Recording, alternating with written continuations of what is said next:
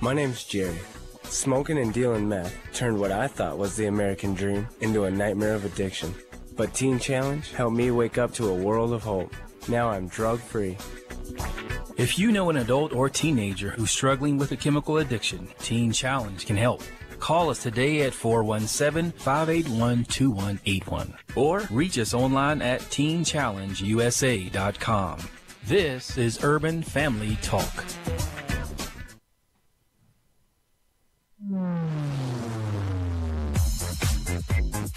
She's sharp, pointed, and insightful. This is Stacy on the Right on American Family Radio and Urban Family Talk. There is not a scintilla of evidence that this president is a racist, and just because you say it every time you're on CNN, and just because the show says it every single night, doesn't make it true. The largest retailer in the world had never considered that maybe their commercial shouldn't be right before or after a song about young black men being gunned down. It's not just another black kid. These are human beings. I was born in a world where black murder was normal. My kids were born into a world where black murder is normal, but I don't want to die in a world where black murder is normal. Let's feel this pain and let's lift our voice to tell the lies. They are not criminals, they are not deviants, and their lives are just as important as ours. I learned very early on in politics that this is a cutthroat world and you have to be tough. 20 years in politics and I've learned some lessons. Number one, you have to look out for yourself. And now, Stacy Washington. Hello. Why am I giggling? Why am I so amused? Because YouTube is forever. And because of that foreverism, we're able to go back into the annals of history just a couple of short years ago when Omarosa Manigault Newman was supporting President Trump, all the while taping all of their conversations and really breaching their confidential relationships. But whatever, she was just having a good time doing what she did. And I just like to compare the two. I mean, is he a racist who uses the N-word all the time?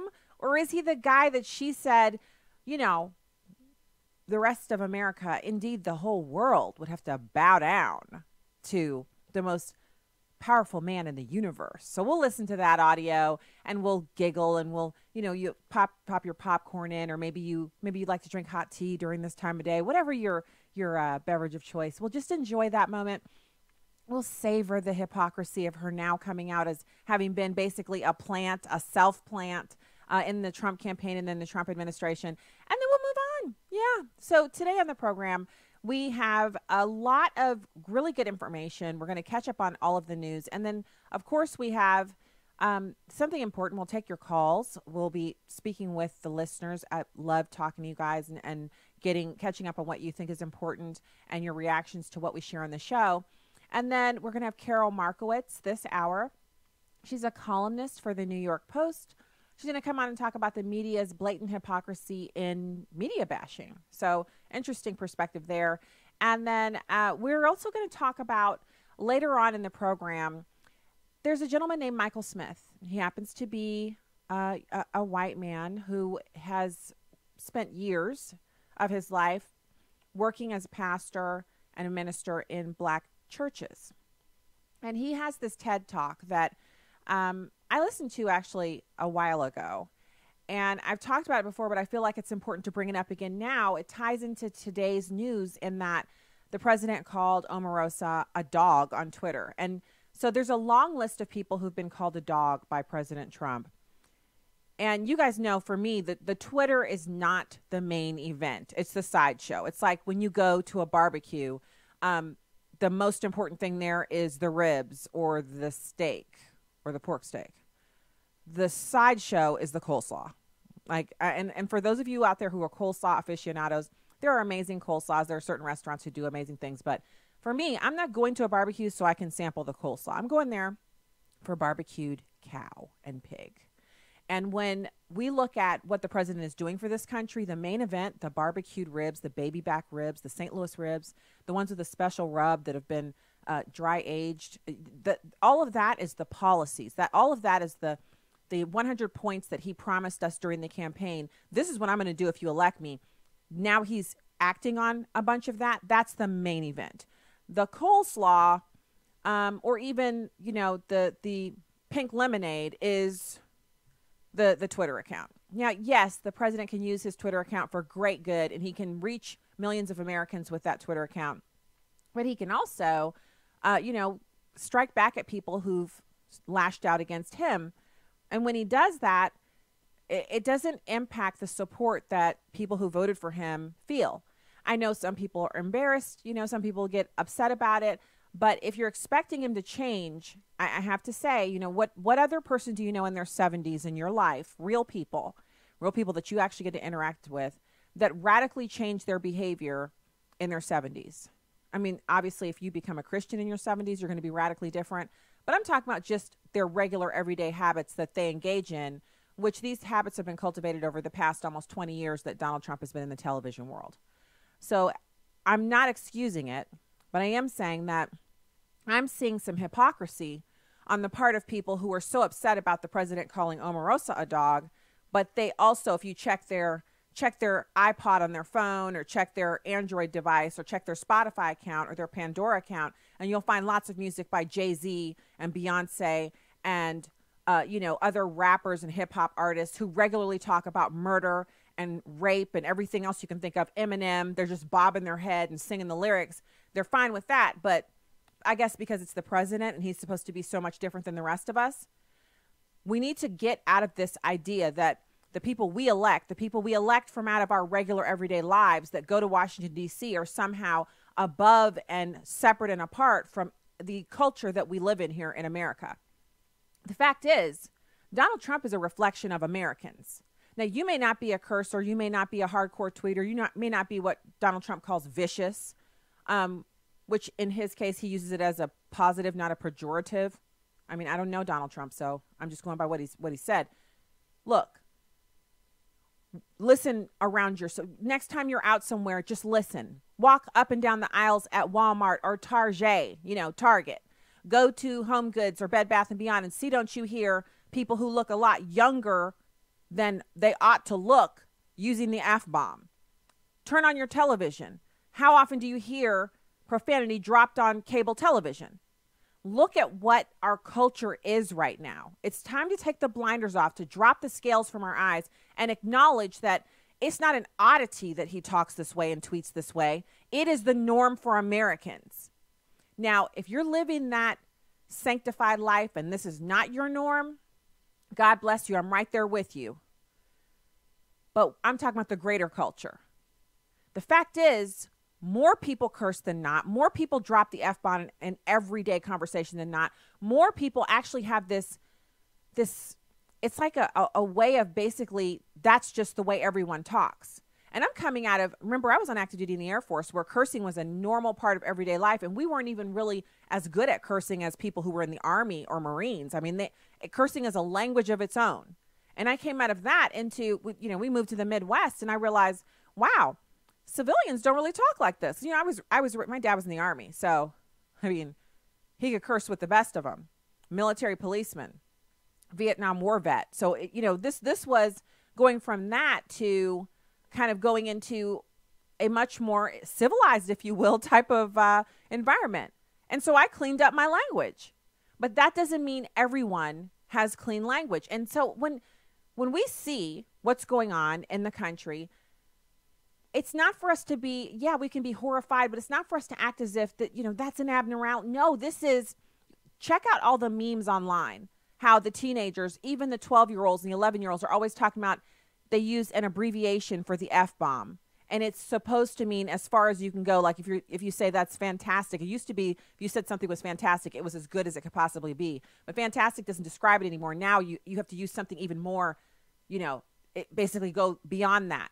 And so they use a form of the F-bomb to describe everything. It's food. It's, someone's beautiful, someone's ugly, someone's fat, someone's thin. It's the variation of the F-bomb. I'm not justifying it. I'm not saying it's okay, but I am saying if we want to see a godly leader elected in this country, it starts with us. We need a godly country first. That doesn't mean we turn into a theocracy, but it does mean those of us who claim Christianity have to be living that Christian worldview. And really, it's hard, it's difficult, but it doesn't mean it's not fun and that we can't have the maximum amount of joy in it and really experience all that God has for us in living that way. So I just want to give you a list of people that the president has called a dog before on Twitter. Steve Bannon, who used to be his best bud. David Gregory and Chuck Todd of NBC. George Will, who used to be a Republican. Mitt Romney. Hosni Mubarak. Glenn Beck. Eric Erickson. Brent Bozell. Bill Maher. Kristen Stewart, who's an actress. And Jeremiah Wright have all been called dogs by President Trump. But, you know, prior to him being the president. And after. Some of these people, it was after. So, yesterday's tweet to Omarosa was not exactly the groundbreaking bellwether tweet that people are making it out to be. And if you're really offended by that, then you're also offended by Jay-Z's lyrics and some of Beyonce's, et cetera, et cetera. I mean, make yourself consistent. Be consistent, okay? So now I want to pivot over to our guest, which I'm so excited to speak to her again, Karol Markowitz. She's a columnist for the New York Post. Thank you, Karol, for joining us today. Hi, thanks so much for having me. Hi, I'm excited to speak to you about your piece, The Media's Blatant Hypocrisy in Media Bashing. What's going on? So there's been a lot of concern from the media about Donald Trump's rhetoric about the press. And to be honest, I do not want Donald Trump to be attacking the media. I understand it's part of his shtick, but I wish he would give it up and not go that route. But they keep playing it as Donald Trump is inciting violence against the media, and any minute now, one of his crazy supporters is going to attack the press. Meanwhile, last weekend, an Antifa member did attack the press, and no one seems to care.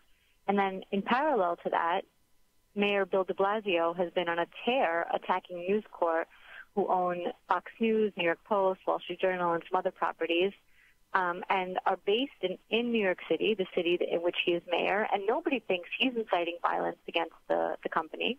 So I think the media has been really nuts about Donald Trump and his comments, and they have been largely silent about actual threats like the one over the weekend.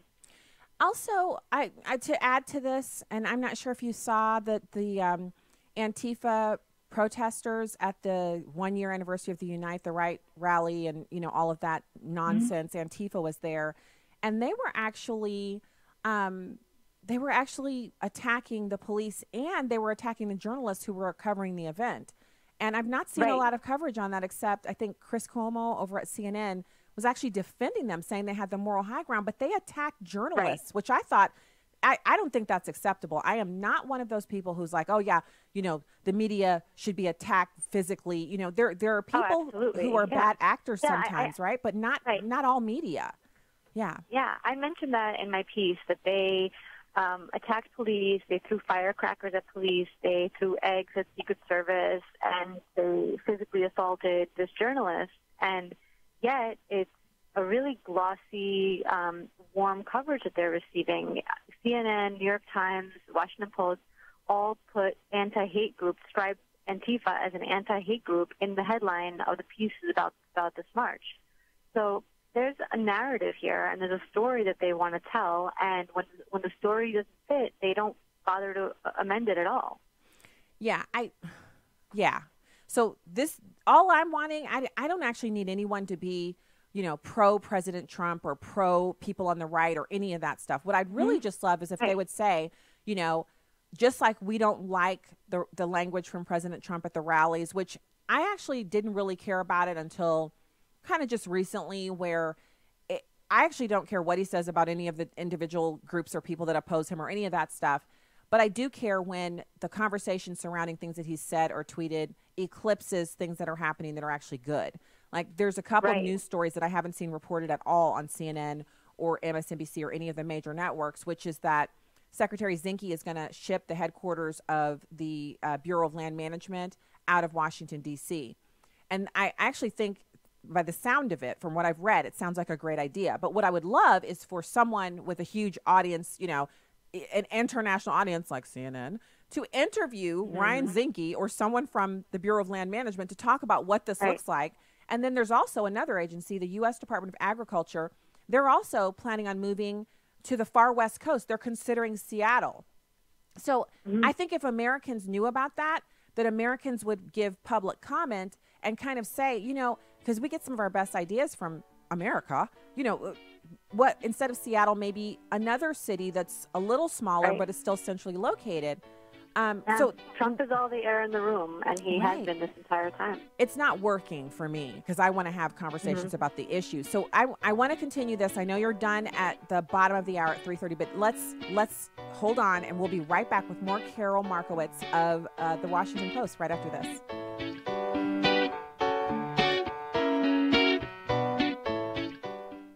Hi, I'm Will Addison. And I'm Miki. From Airing the Addisons on Urban Family Talk. We'd like to invite you to the Marriage, Family, and Life Conference coming up August 17th and 18th.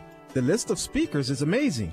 We have Ryan Baumberger of the Radiance Foundation, Dr. Clarence Schuler of Building Lasting Relationships, Abraham Hamilton III, Pastor Bert Harper and his wife Jan, Stacy Washington, Lonnie Poindexter, Pastor Dexter Sanders, and we'll be there too. There's a direct attack by the enemy on marriage and family, and babies in the womb are treated like political footballs instead of life. We want to encourage and equip the body of Christ to fight for the restoration of the family. If we can get our families on track, a lot of society's problems could be solved. The Marriage, Family, and Life Conference is from Urban Family Communications, a division of the American Family Association. You can learn more and register at urbanfamilytalk.com. Hi, this is Crawford Loritz with a Legacy Moment. Some years ago, a good pastor friend of mine experienced burnout.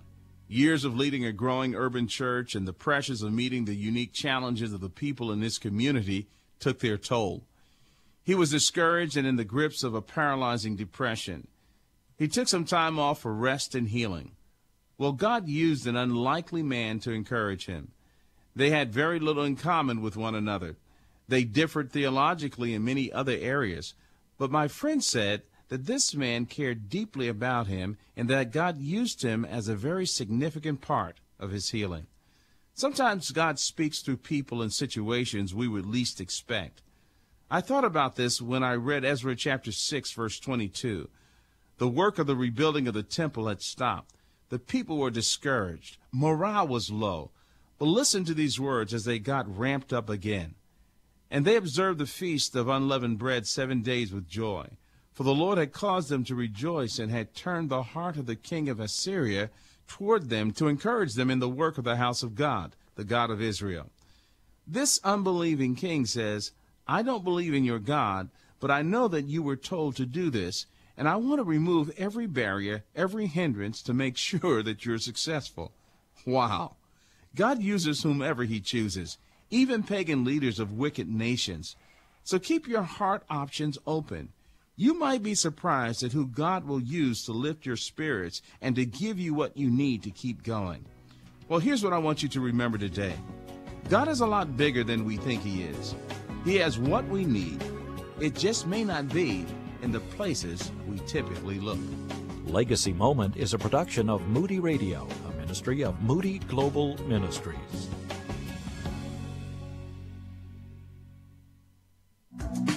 You can watch a live stream of the show on Facebook or YouTube at Stacy on the Right. Now, back to the show on American Family Radio and Urban Family Talk. Hey, everybody. Welcome back to the program. We have 7 minutes left with Karol Markowitz, and we're so excited to speak to her. She's a columnist for the New York Post, and her piece is entitled The Media's Blatant Hypocrisy, Even About Media Bashing. So one of the things that I think is really interesting is that if the media were to be more even-handed in their reporting, then two things would happen, possibly. We have no crystal ball, but isn't it conceivable that the president would lighten up on the criticism if he received even scant fair reporting from them, and that the American people would trust media outlets more because they would see some balance to the reporting? Yeah, absolutely. The thing is that I always say this, if Republicans are waiting for the media to be fair to them, they're going to be waiting a very long time. Media people have innate biases, and it would be just so much better if those biases were exposed as they're doing their, reporting.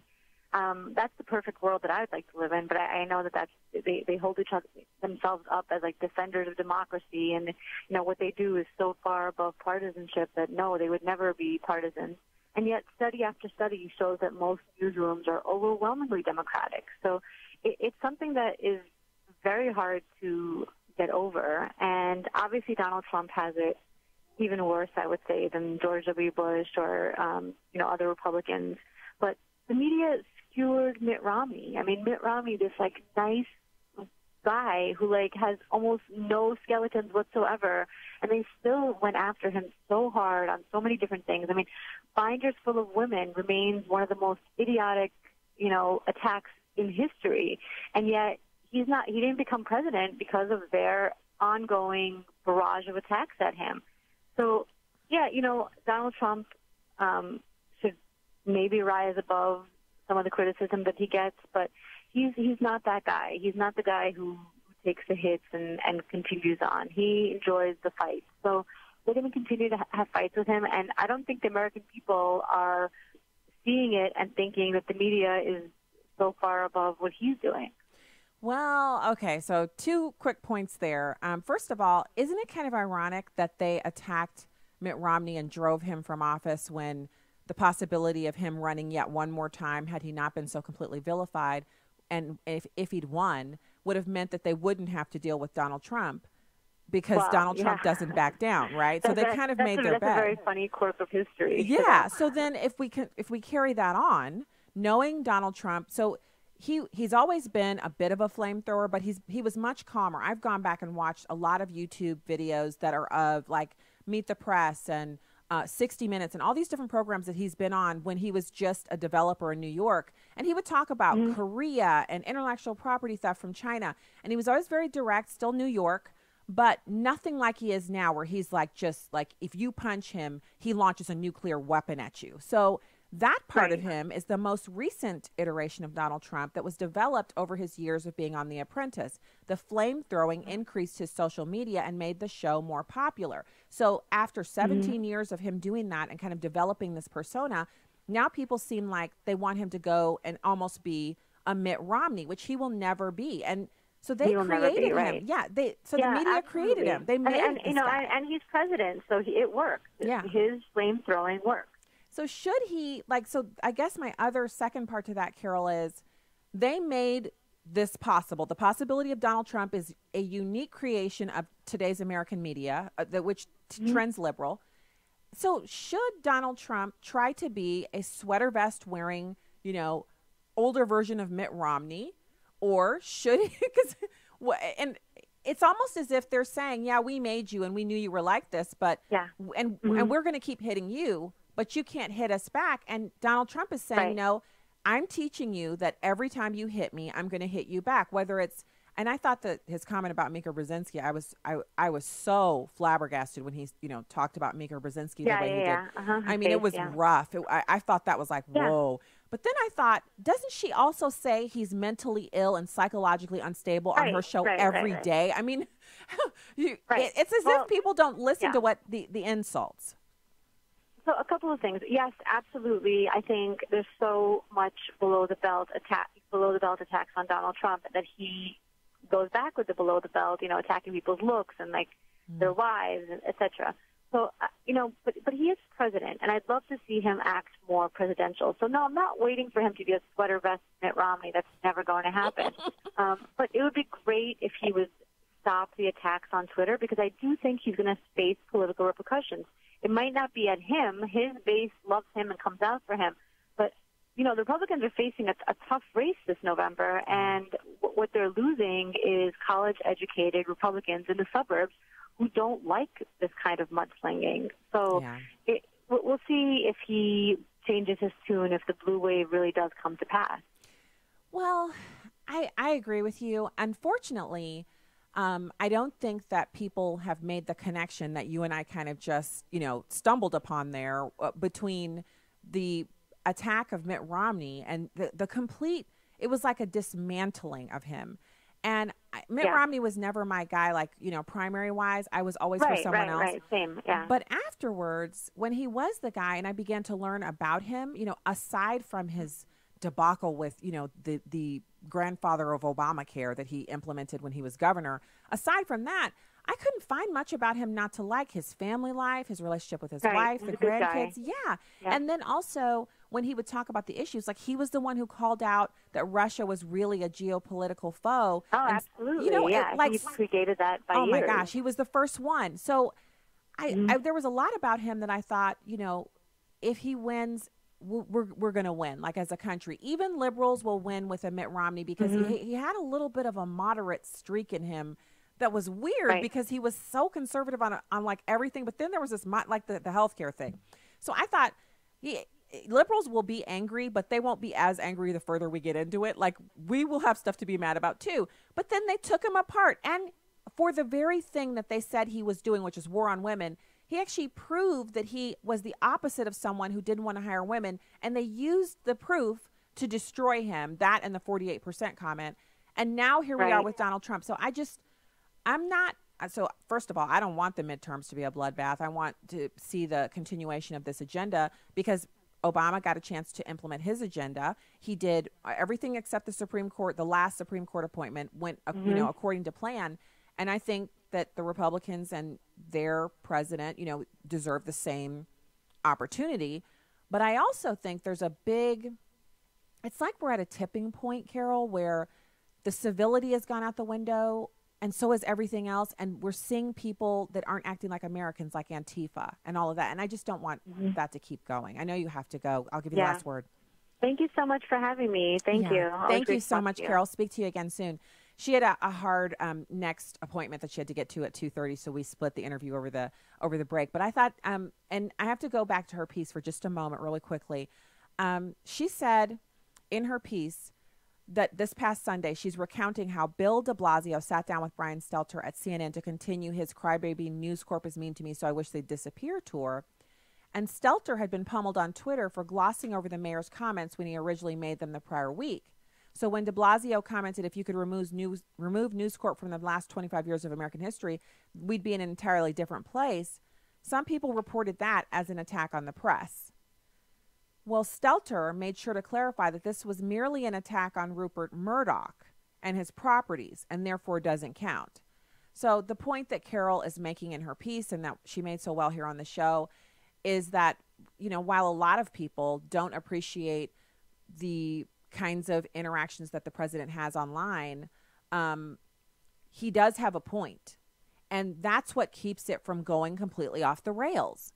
And so I don't like to see anybody calling somebody else a dog. I don't like to see anybody kind of pushing it to the point where it's personal insults.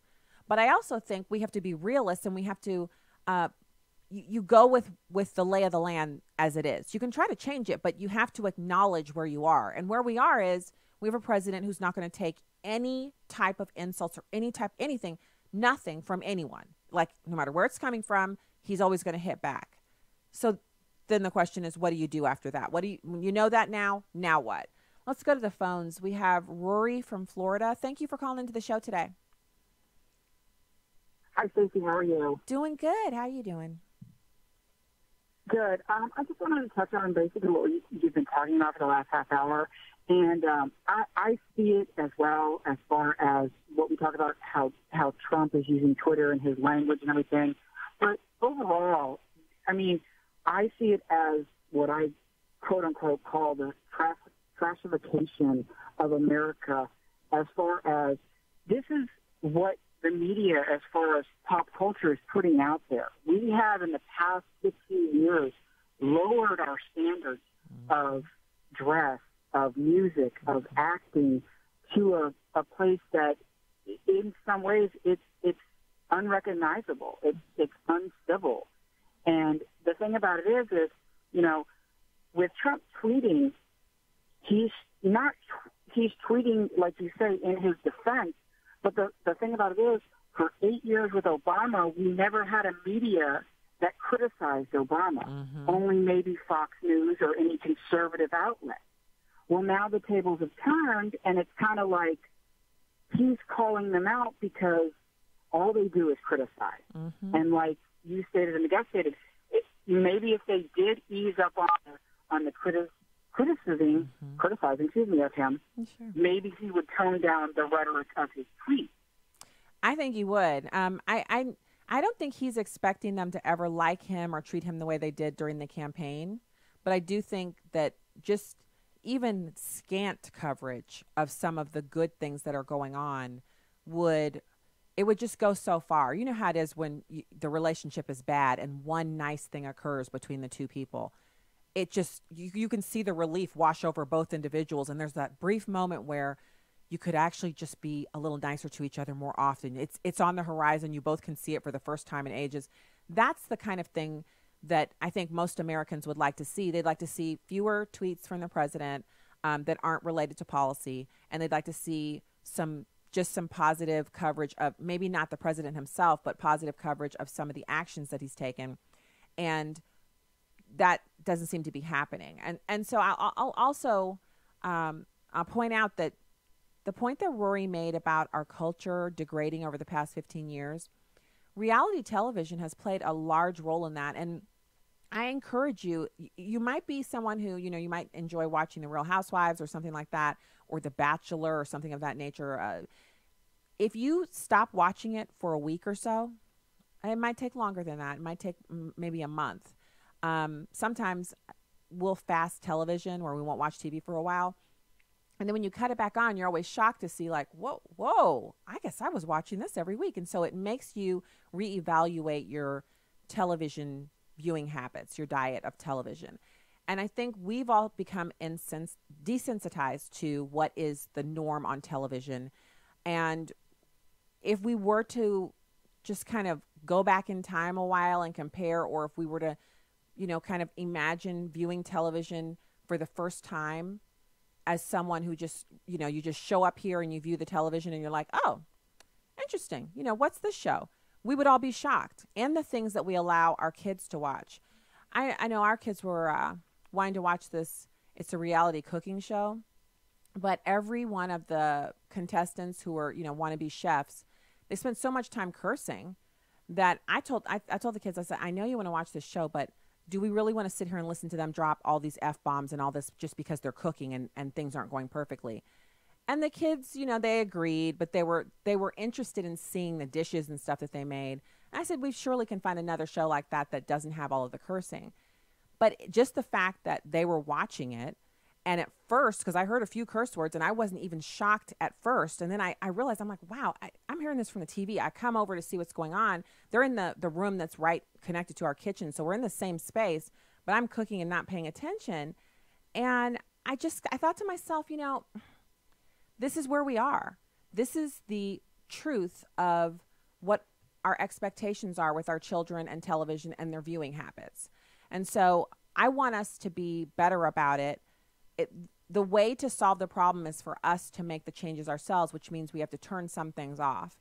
And sometimes I'm really good about it, and other times, it just flies right by because we've been desensitized. And I'm framing this from my perspective because I don't want what I'm saying to be lost in the fact that if I say, well, you this and when you that, I don't want people to use that as an excuse to discount what I'm saying. I don't have any condemnation for people on this because we're all in a different place. But I know that we can do better about it. And the reason these shows continue to be on television is that so many people watch them. If there weren't numbers showing that they had viewers, if the ratings were low, the shows would be eliminated. And that's where we have to get to, where we're demanding a higher quality of content on television. And then we'll start to see people police up their own language, because shows that get canceled for bad language, that would be an indicator to other people in everyday life that you also shouldn't be cursing when you're around people in person. I'm not calling for perfection or legalism or policing of speech unless it's the self-regulating that we can do with our speech. And it seems like it's not a big deal. I can't tell you how many times I've had someone who's a bedrock conservative tell me this is the way people talk. I have friends who talk like this and they're good God-fearing Christians, but this is the way they talk. And that may be. And so it's not about that. It's not about, well, now you're not a good person because you curse. No, it's just about this double standard that we have, where we expect certain people to have pristine language while we're busy typing out our comment online and dropping, curse words. No one's perfect. But we definitely could we could use a car wash for the culture, where we run the culture through the car wash And maybe we'd have to run it through there 3 or 4 times to get it straight, but we need to do something. So thanks for the call from Rory. I appreciate that. We're going to take more calls in the next segment. We'll be coming back with a little bit of audio from Jordan Peterson on individuality. If you guys have heard of him, he's kind of a brilliant social commentator, and he's from Canada, so he has some different views. I don't agree with him on everything, but he has some important things to say. We'll listen to that, and we'll talk a little bit more and take your calls at 866-963-2037, 866-963-2037. Be right back.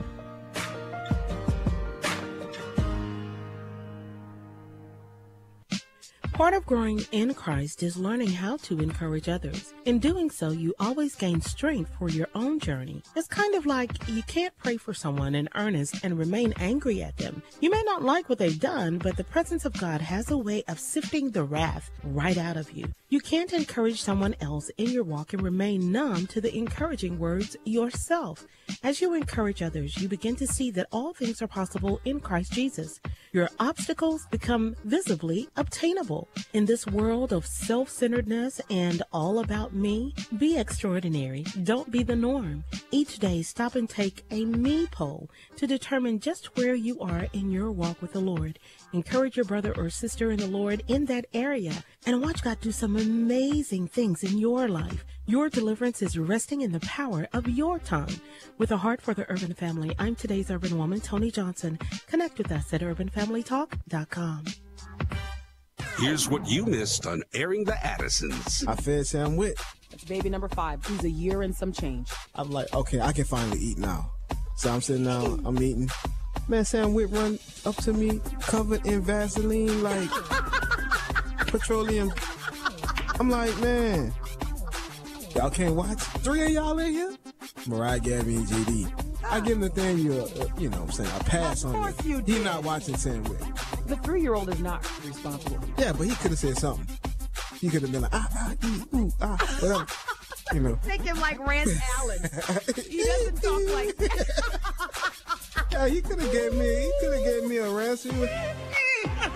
Something. Something. And I'd have got up and been like, man, what's up with that? Airing the Addisons, 6 to 9 Central on Urban Family Talk. This is what happens when I leave for a minute. Donald Trump's America. Like a reality show, the feud between President Trump and former White House aide Omarosa Manigault-Newman is showing no signs of winding down. White House spokeswoman Sarah Sanders defended the president and his harsh language directed at Manigault-Newman, in which he referred to her as a lowlife and a dog. I think the president is certainly voicing his frustration with the fact that this person has shown a complete lack of integrity, particularly by the actions following her time here at the White House. Sanders said the president's language is not racist or misogynistic. The president is somebody who's always going to fight fire with fire.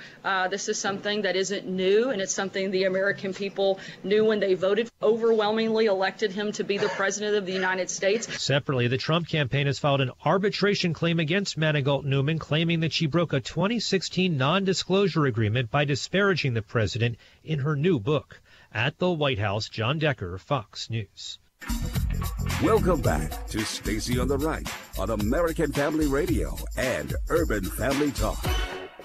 Well, even deeper, that the right narrative is the way that we should view the world is victim versus oppressor, because that's the basic postmodern neo-Marxist template. It's the right way to view the world is that it's a power ground. It's a battleground of power interests competing constantly. The ones that win are oppressors. The ones that lose are oppressed. That's the way you look at the world. And I think that that's wrong. That's a bad way of looking at the world, psychologically, sociologically, politically, economically, ideologically, you name it. It ends in nothing but catastrophe. I mean, first of all, because it puts your group identity as something that's paramount. And I mean, that's just not, well, that isn't what we do in the West, let's say. We put your individual identity paramount. And then, well, that's just for starters. He's right. It's Jordan Peterson. Stacy Washington here, host of Stacy on the Right here on American Family Radio and Urban Family Talk. I gotta say, I was just like, look, here's the thing.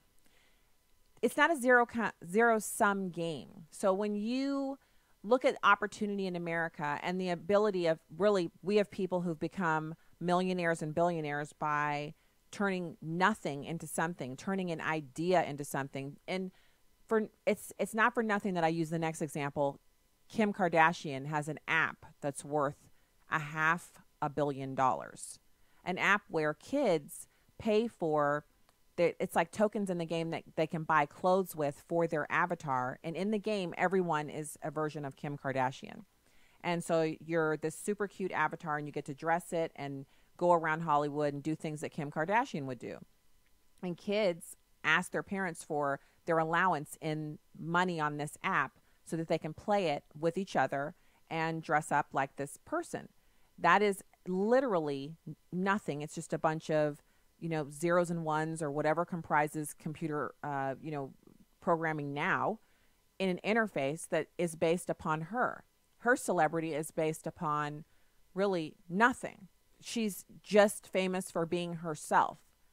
So I don't recommend that we all try to go out and, emulate Kim Kardashian in her actions and the way that she lives, but it's definitely something that's unique to this country. Yes, other people now have personality-based businesses around the world, but the idea of it started here. So there's an opportunity for all of us, but if we're busy sitting around thinking about how we're victims, that can't be. You can't be successful and have a victim mentality at the same time. It just doesn't work. All right, let's go to the phones. We have Essence from Texas. Hey, we also have room in the call lines if you'd like to get in before the end of this hour. It's 866-963-2037. Essence, thanks for calling the show. Hi, howdy, Stacey. Howdy. I just wanted to say that our president is representing our country, so he has to clean up a bit and be above the people that are trying to break him down. I know he has the New York attitude going on, so I'd like to see him rise above the riffraff. Hey, and Jesus Christ is my Lord and Savior, and you have a blessed day, ma'am. Thank you so much for calling, and I totally respect your comment there. I have to say, it's interesting because when we talk, look, the standard is that you don't, every time someone hits you, you don't hit them back. I always go by what the behavior that I see people exhibit. So if I know what my expectation is, but then I also know what people are going to do. And when I say I know what they're going to do, based on what they've done before. If it's different and someone changes, then you have to reevaluate. I do think the president would be better served by not answering all of these attacks, because if you don't answer, it takes all the wind out of the fire. It basically chokes the fire out. The Bible says a soft answer turns away wrath. I've never really believed that until recently when I've tried it, especially with strangers. It's not always immediate. It doesn't always work instantly, but it definitely does. It's the truth. It's in the Bible. So I want to talk a little bit about the amount of media coverage that has been provided. But first we'll go to another phone call. We have Crystal in Tennessee. Hey, Crystal, thanks for calling in.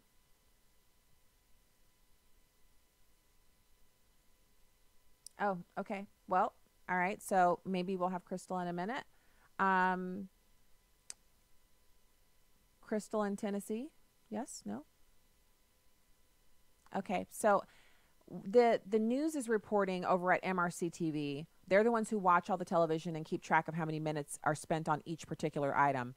And they're saying over at ABC, CBS, and NBC, deluge their viewers with 31 minutes and 20 seconds of obsessive coverage about Omarosa. On Monday night and Tuesday morning, these same networks skimped over news that FBI agent Peter Strzok actually was fired. They gave 9 minutes and 6 seconds of coverage to him being fired. Now, remember, when he was testifying before Congress, they gave him all the time they could because they felt like the Democrats were smacking the Republicans down, and Peter Strzok was so smart-alecky and sharp with them, and they wanted to give him coverage. But now here we are. This news about him being fired should be top of every single news show because it's a big deal, but it's not because they're not reporting on it. Even NBC's Meet the Press moderator, Chuck Todd, lost it over Strzok being fired and President Trump praising the dismissal. Ranting that the president's criticism of Strzok was extraordinary and undemocratic, Todd said he was in fear that other civil servants would be intimidated by the supposed effort to character assassinate Strzok. I mean, you just can't make this stuff up. All right, now, Crystal in Tennessee, thanks for calling into the show. Hi, can you hear me? Yes, I can hear you. Thanks for calling. Okay, good. You know, you were talking about, the cursing and the dropping the F-bomb and all that becoming kind of a acceptable way to talk. And, we need to desensitize our kids and everything to that. But you know what gets me more than that when you turn on your TV is nowadays it's not just the cursing and dropping the F-bomb, but it's become acceptable for our kids to just see these cop shows where somebody's just shot right blade in the head and, found in a dumpster dismembered, or these games on computers like Fortnite where they experience being snipers and think that's cool. And that's why all of our school shootings are happening. I mean, those things to me are appalling. Yeah, I mean, so I'm not as convinced that the school shootings have to do with the video games. I think it has more to do with the students themselves, the environments that they're growing up in, their family lives, their home lives, and whether or not they are taking those psychotropic drugs for ADD and ADHD and anxiety and depression. Those have been proven to be present in a number of the kids who've gone on to do school shootings. I do agree with you that it's disconcerting. It's almost like, if a child were to see someone who was actually dead in real life, they wouldn't be shocked by it because they've seen it so many times on television. And I don't know if that's true or not. I have nothing to base that on, because how often do children discover a dead body? But the showing of the dead bodies on TV it's not just like norm. It's almost like every TV show has to have one of those things in it at the beginning of the show, and they used to kind of gloss the camera over it. If you think about Law and Order SVU, those shows from 10, 15 years ago, they would show you the image of the person who'd been killed, and then they'd have the whole show's the investigation of who did it. Now they pan over to the person and they leave it there for a sustained amount of time. So if you're trying to look away or not, not really absorb it, you're literally looking at more than 60 seconds of them poring over it and showing it to you. And it is something that I think has an impact on us. What the impact is, I don't know. But I do think it's gotten too far to one side. It's gotten outrageous, the amount of time that's spent on it. Thank you so much for calling today. So remember when we just over the past couple of days, we've heard Omarosa talk about how she's always known that Donald Trump was a racist, that he's been, she believes that he said the N-word, when in reality, she took a bit of information that was unsubstantiated, that there was a tape of him saying the N-word. She called a bunch of Trump staffers, and they were on a conference call together, and she told them she'd heard of this tape. They were shocked, and they're like, oh, my goodness, no. What are we going to do? Because they're in the communications department. Then she took a tape of that, and she's using that as substantiation that the president said the N-word, when what we would really need is the tape of him saying it, right? Not a tape of her discussing the tape of him saying it. So in order to, cleanse the palate, I thought you might enjoy listening to her in her previous mode. And maybe she was only paid to say these things. Maybe she never believed them. But at the time, we took her at face value, and we thought this was a pretty good representation. This is on Nightline, and she's talking about the president and how he's going to win during the campaign. It's number one. Every critic, every detractor will have to bow down to President Trump. It's everyone who's ever doubted Donald, whoever disagreed, whoever challenged him. It is the ultimate revenge to become the most powerful man in the universe. Listen to her. It is the ultimate revenge to become. I mean, she's just a piece of work. And so I find people who are defending her, because the president called her a pejorative. I'm just surprised. I'm like, but are you paying attention? And again, I don't understand. I totally get she got fired. She wants revenge. But I don't understand her coming out and letting all of us know that she started making tapes back during the campaign. So she basically knew that the relationship or the working connection was going to end badly. And she started planning for that bad end from the first day. What kind of employee is that? How do How do you defend that? The breach of ethics, the breach of private trust, the fake loyalty, the acting. It was as if she was still in a reality TV show, orchestrating events for a designated end to entertain viewers. And so a few days ago, I said I didn't think she'd be able to come out of this.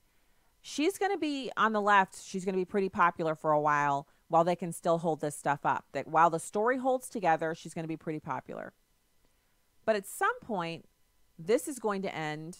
At some point, we'll be moving on to another presidency, either in 2020 or in 2024. You know, the president is not president for life.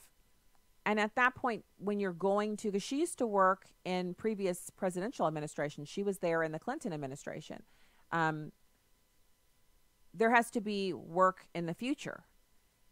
Who hires a person who from day one starts tape recording everybody without their knowledge and saving it?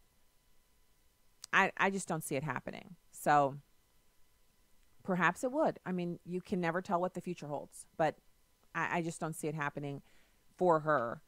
And there's no good end to this is what I'm saying. It may look awesome, but I don't see there being a good end to it.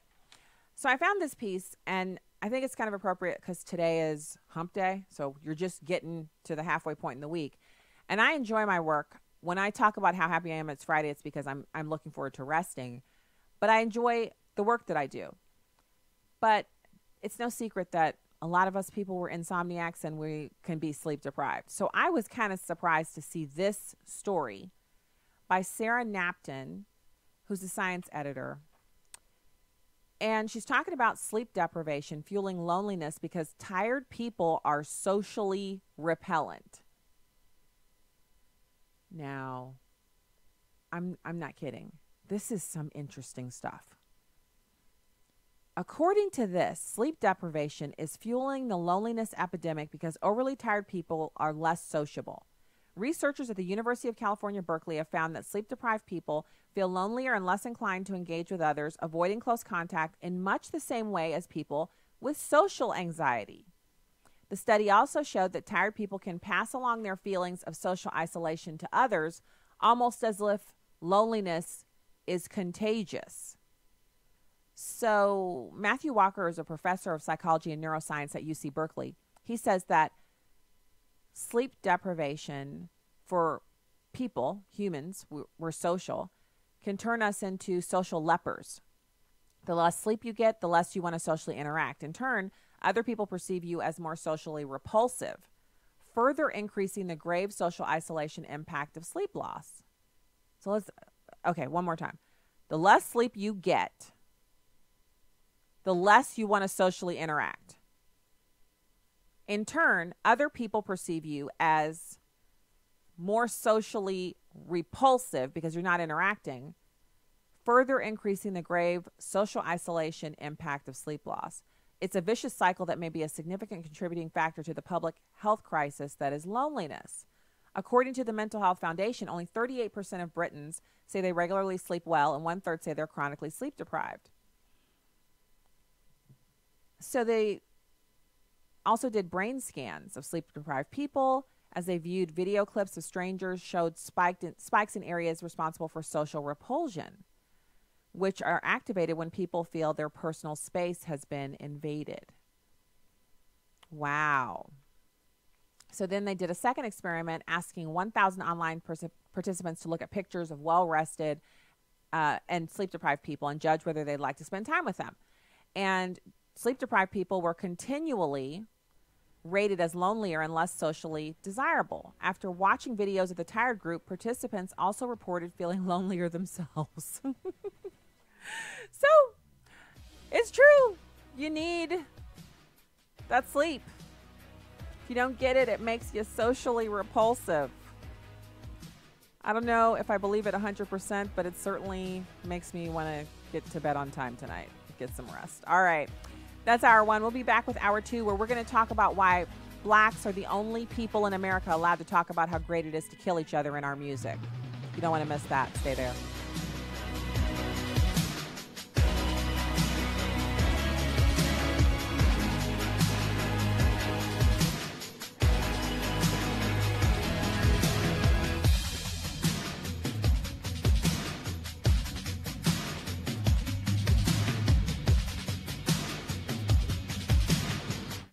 Urban Family Talk. Urban Family Talk. I'm Miki Addison of Urban Family Talk, a division of American Family Radio. We're calling on Christians to push back against the enemy's attack on families. To that end, I'd like to invite you to our Marriage, Family, and Life Conference. We'll have a full slate of experts to help encourage and equip the body of Christ to fight for the restoration of the family. You can learn more and register at urbanfamilytalk.com. Truth, wisdom, empowerment. Urban Family Talk, a ministry of the American Family Association. For American Family News on the Hour, I'm Chris Woodward. The prosecution has finished its closing argument in the trial of one-time Trump campaign chairman Paul Manafort and has asked jurors to return a guilty verdict on all 18 counts. Manafort's lawyers are expected to get their turn later this afternoon.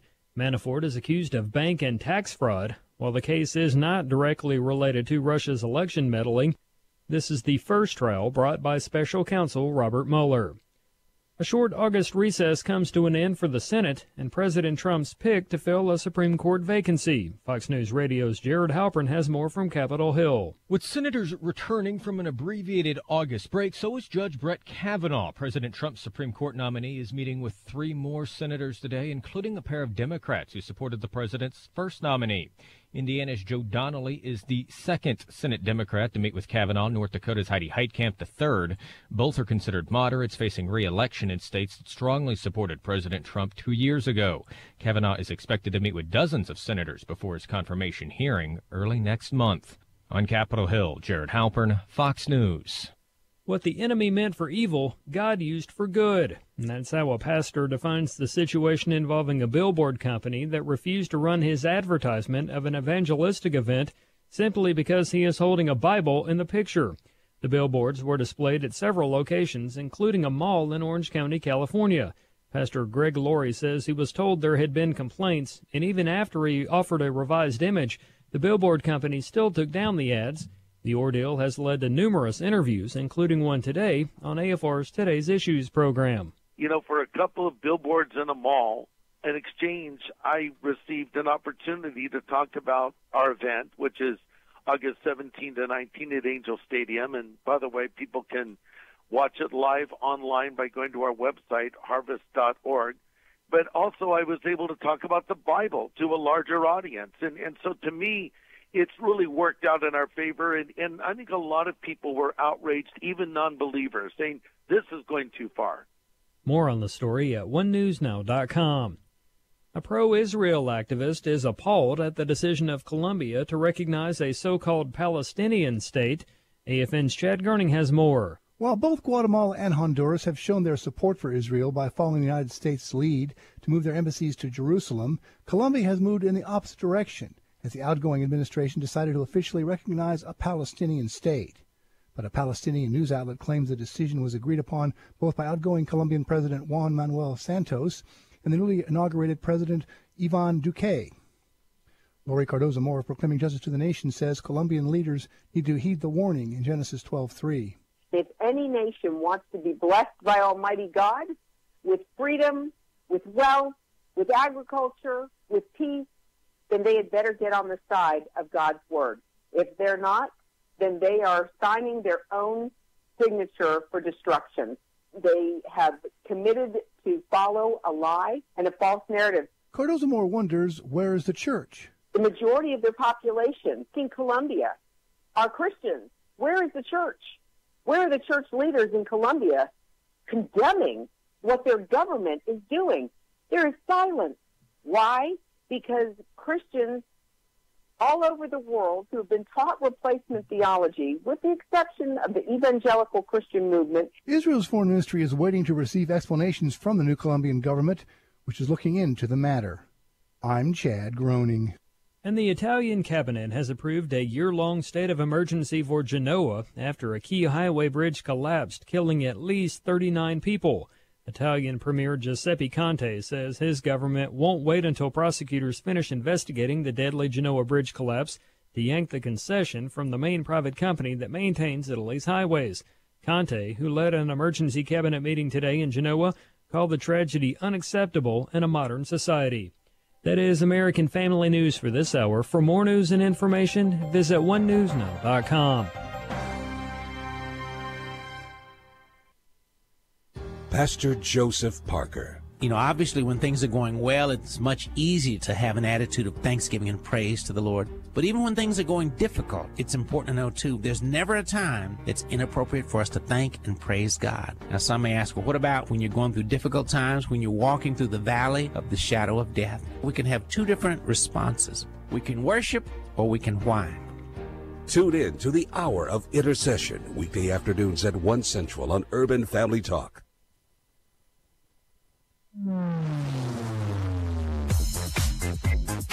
She's sharp, pointed, and insightful. This is Stacy on the Right on American Family Radio and Urban Family Talk. There is not a scintilla of evidence that this president is a racist, and just because you say it every time you're on CNN, and just because the show says it every single night, doesn't make it true. The largest retailer in the world had never considered that maybe their commercial shouldn't be right before or after a song about young black men being gunned down.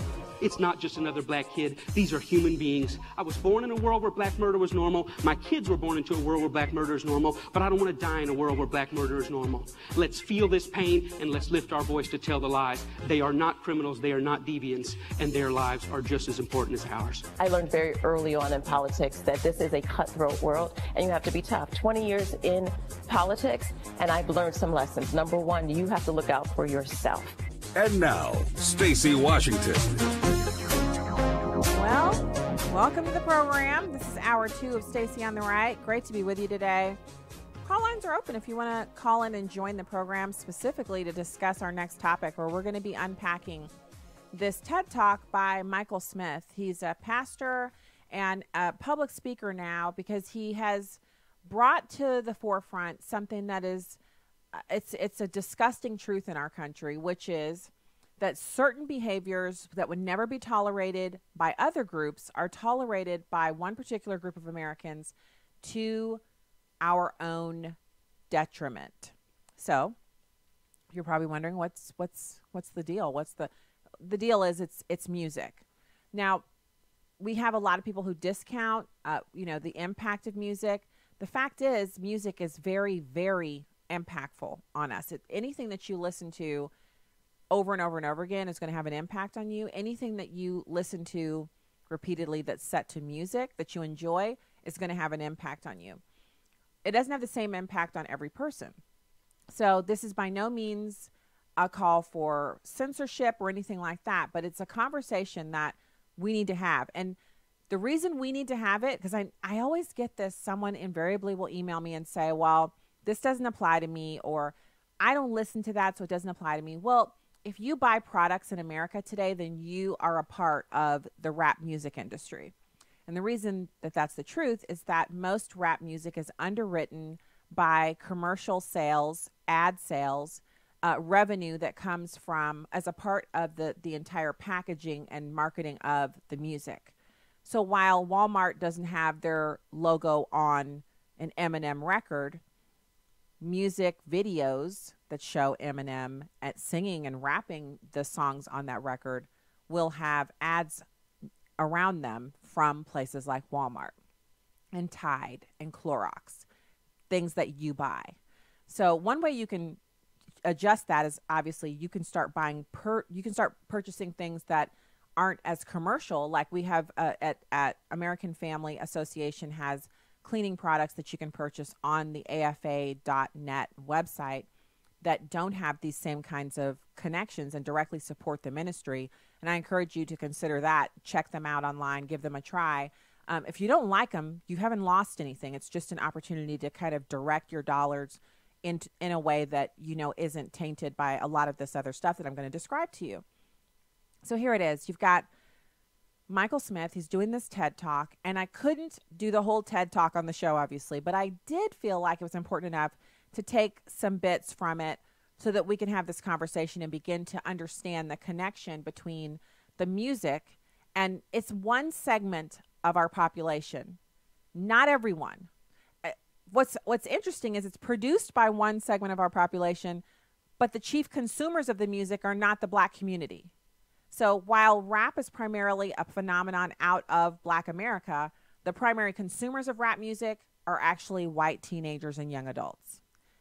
So let's listen to how he opens this up. He's described how he started off as a pastor, and he was the only pastor at an all-Black church, and he got to know the other pastors and the teenagers that they worked with, mentoring and discipling them. And he began to understand some things that were different that he didn't know before he'd ever had large-scale interaction with Black people. It's number 3. Now, in this time, I learned a lot of beautiful things about a lot of beautiful people. I learned a lot of ugly things about myself, and I learned a lot of dark things about the nation in which we live. But I also learned that I, being White Mike, specifically the white part, have a lot of power. White Mike has a question today, and that's this. How come when you turn on the radio in Jacksonville, or New Orleans, or Chicago, or Little Rock, the only people on the radio that talk about how great it is to kill each other are Black? How come that exists? 15 stations on a dial, go up, go down. The only people on the radio bragging about getting automatic weapons, gunning each other down, are Black. This right here is a song. My pastoral vocabulary won't let me read the title, but I will read this. Catch a young Black male not paying attention at the red light with your AK-47. Let me see you shoot it. You're a killer, you're a killer, you're a killer, you're a killer, Black male. Let me see you prove it. Why does this exist? Why does it exist? So you could say, well, freedom of speech. But it's not freedom of speech that helps it to exist, because as we know, in a consumer-based marketplace that's capitalistic in its nature, like ours, things that don't sell no longer exist. Things that are created that people don't want to buy are summarily shipped off to secondary and tertiary markets around the world, where they're sold for pennies on the dollar. Sometimes they're sold for like $1,000 buys you 4 tons of merchandise that's in pallets. You don't know what's in there, but you can pay $1,000 for it and get 4 tons of merchandise. They also have markets like that here in this country. If you want to buy excess goods from Amazon, so these are goods that have been sold to someone like me. I buy it, I bring it home, I unpack it, I unwrap it of its packaging, and then I realize either there's something wrong with it or I just don't want it anymore. So I put it back in the package, but now it's been opened. The seal's been broken, and I send it back. I'm not talking about food. I'm talking about like a keyboard or a mouse or something like that I might have purchased and broke the seal on, and then I mail it back to Amazon. They refund me my money, and they put that item into a box in the warehouse. The box may, the thing may slide out of it, or it may stay in there, but the box is damaged because I opened it. They sell those for like $75 gets you one of those or something like that. It's some like tiny amount. And then people buy those. They have them shipped to their little warehouse or their garage, and then they unpack it and they resell that on eBay or some other market, maybe their own website. How do I know about this? I tell you, it's weird, the stuff I get into, like information that you're reading one thing, next thing you know, you're watching a video about some dude unpacking pallets of stuff that he bought from Amazon for $75 a piece. So that the answer is, the reason we have someone singing about shooting someone at the stoplight because he wasn't paying attention, and the person who's singing about it is Black, and the guy who's singing about shooting is Black, is because there's a market for it. There's people who are willing to pay $15.99 for a CD, or nowadays, because there's Spotify and all that, they're willing to pay for a membership or an upgrade or 99 cents per song or what have you. There's a market for it. There are people who want to listen to it. There are people who are actually looking for that type of music. So he then goes on to talk about the impact that this is his speech. This is what he's proposing. But this is a serious subject for us, especially as Christians, because like I listen to some secular music. Absolutely. So one of the things you're going to find if you're a new listener to the Stacey on the Right show is that I'm not a paragon of virtue, like some, person who only wears skirts and I only go outside at certain hours of the day and all that stuff. I'm a living, breathing, walking person. I'm on my faith walk just like you are. And we're going to disagree, but I'm also going to bring you the truth and the reality of what I'm living and walking, as opposed to acting as if I don't enjoy, some secular music sometimes. It's like, that's not the truth. Maybe in 10 years I won't be enjoying it. Who knows? But right now, I absolutely do. But the question is the music that I'm enjoying, that's secular, is it music that glorifies murder or some other activity that we know is not only a sin but is illegal? And that's the question that we have to kind of bat around here and figure out, where do we fall on this? And his TED Talk is one in which he goes pretty far in condemning Americans for our proliferation of this type of music and our refusal to see that it's negative in its impact on one segment of our society. But then he goes on to describe the real world impacts, which we talk about on this show, the per capita murder rate for the city of St. Louis. And the city of St. Louis is majority black. Plenty of other ethnicities live there, but the majority of the people who live in the city of St. Louis, especially those impacted by violence, are black. So he talks about some of that in this next clip. I'll take it even further, because a lot of time racism exists in what we don't know, what we don't see. Where are the white killers on the radio? Where are the white AK-47 shooters? Where are the white drug dealers? Where are the white people on the radio that brag about what it's like to murder witnesses before trial? The truth is, they don't exist. And the question is, why? Why don't they exist? Do white people not kill people? Do white people not use AK-47s to shoot each other? I mean, we know, do white people not do drugs? Do they not deal drugs? Of course they do. But why is it that it doesn't make it to our mainstream radio? Why is it that we don't hear it hundreds of times a day in hundreds of cities across the nation, thousands of plays that say the idea that a black guy would kill another black guy is something to be celebrated, something to be romanticized? And why is it the white people don't do it? And maybe it's because there's no white audience for it. Or maybe it's because it's not really marketable. Maybe because can't get sponsors. I don't know why it is. Or maybe it's because it's just not the white man's role. Or maybe when white people get up and talk about being drug dealers and AK-47 killers, maybe it's even sicker than that. Maybe when white people do it, they're accused of acting black. The truth is, in America, black murder is normal. Black murder is normal. The idea that a black man or a black woman would be involved in a homicide, either as a perpetrator or a victim, is so common, so broadly accepted that it basically goes unnoticed. And so he's saying this is a part and parcel to racism. I don't know if that's the direction I would take it in. I see it much more as the cultural degradation that comes from us glorifying activities that are wrong means that the further we go, the further we can go. If we open the door to one thing, it can then branch out into something else. And so it used to be, remember, it was quite scandalous when Elvis was on television and he was doing a new form of dancing that involved his bottom half of his body. And most Americans were so scandalized by the movements that he was making and that he called that dancing, that he would be on television performing, but they would only show him from the waist up or the shoulders up because they couldn't expose Americans to that. Now, fast forward to when, obviously television is past its, new phase, and now it's in its heyday, and they're starting to kind of knock down in Hollywood. They're saying, look, we're tired of these archaic rules about not showing a man and a woman who are married to each other in bed. We're tired of these rules that people can't, they can have a peck on the cheek, but they can't kiss on the mouth, and so on. So as time progressed, a lot of these things were taken away, these rules that you can't show that on TV. Then it became an issue where obviously we had the sexual revolution in this country, and a lot of the things that were taboo before were suddenly, look, we're free now, we're liberated, we can say this, we can sing this, we can do that. But it's still interesting that this kind of singing about black women being, all these names I can't say on Christian radio, the derogatory, pejorative terms that are used for black women in this music that comes out of the black community, you don't have that kind of music about white women or Asian women or Hispanic women. It's only about black women. I blame the media executives and the people who actually make the music. They know they can make money making the music, but the media executives are just as culpable because they're like, well, I would never let my children hear this, or I would never say this about any woman that I know, but I'll definitely make this music, and I'll definitely make sure that all the kids in the suburbs where I live, they'll be listening to this music, and everyone's going to consume it, but it has to come out of a black face. It has to come out of a black voice. And we're the ones making the music. So we have to hold some of that responsibility. We'll be back with more. We're up against the break, but we'll be back with more right after this.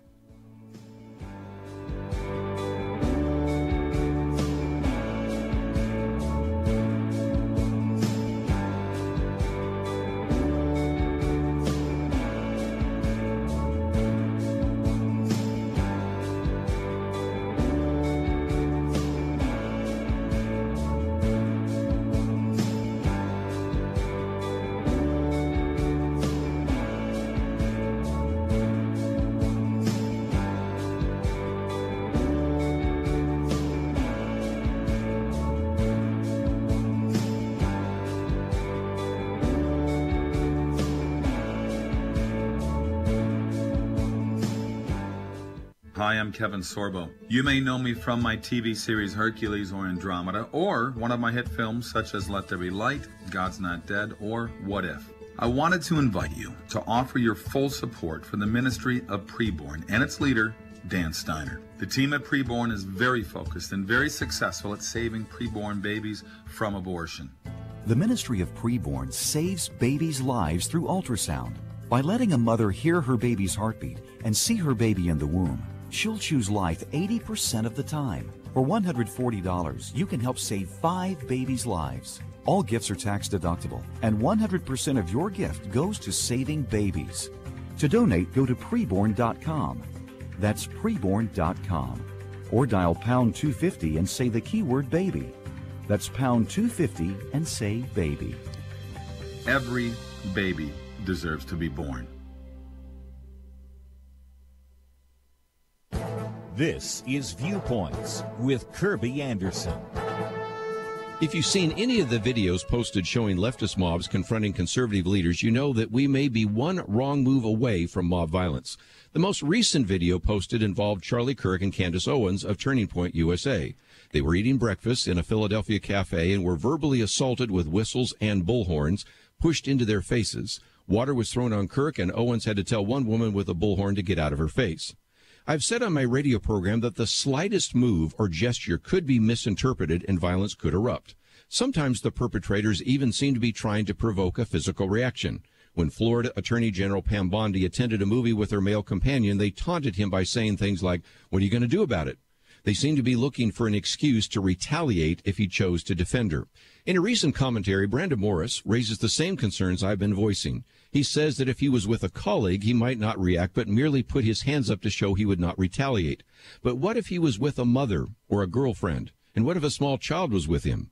He acknowledges that it is easy to ponder these questions while sitting in your office behind a keyboard, but change that to a time when adrenaline is pumping through your system and your heart is pounding in your ears. It doesn't take much imagination to see how incidents could ratchet up into violent territory very easily. One more point.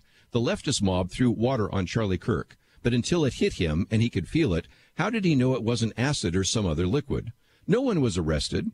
What's to keep another leftist mob from raising the stakes? The bottom line is this. People are going to get hurt unless law enforcement begins to provide some deterrence against leftist mobs. I'm Kirby Anderson, and that's my point of view.